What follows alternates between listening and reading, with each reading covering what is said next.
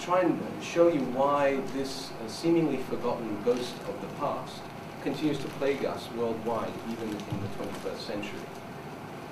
Throughout time, whenever tuberculosis has arrived in a region or a community, it has persisted. It's a remarkably enduring disease.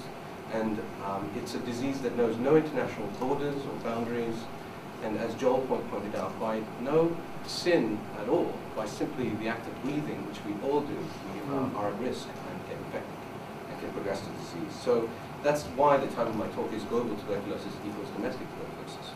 I'd like to address what is a common misconception that I continue, despite doing what I do for 10 years. I get this look of suspicion from people when I tell them that I'm a public health TB clinic doctor, that I research tuberculosis. They look at me like, what are you doing? Why are you studying an old world disease? Or didn't we cure it? Isn't it eliminated? Don't we have a vaccine? And the reality is it isn't. And that's why we're all here today on World TB Day. It hasn't been eliminated in Lisbon, Portugal, where this gentleman's taking his directly observed therapy for TB. It's not been eliminated in India or Nepal, in Kenya, in Mexico, in China, in anywhere in the African continent. You saw the map that Joel showed you. That one of the key points you can take away from that is TB is everywhere. It's a disease that really knows no borders. So now, let's talk about the burden of disease. Now, people like to show you last year's history. I like to tell you future estimates. So this is, I'm going to make a friendly wager with you that in 2011, more or less, there'll be 9.4 million cases of tuberculosis.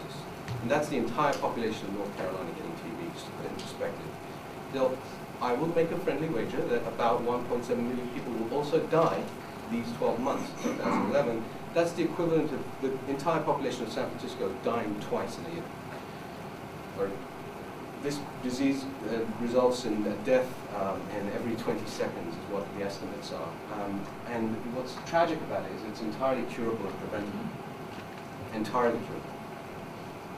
We've had impressive declines in US-born case rates, but not in foreign-born. And that's something that needs to be addressed.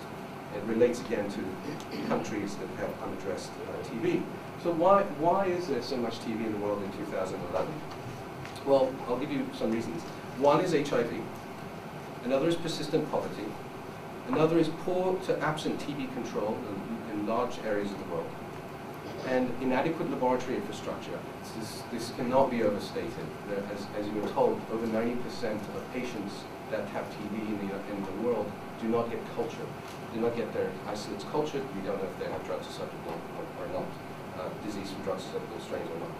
And I'll get on my soapbox here and say that, in my opinion, just an opinion, that there's been insufficient response by rich nations. I think if we had concerted effort, as Joel had described, we would find immense returns.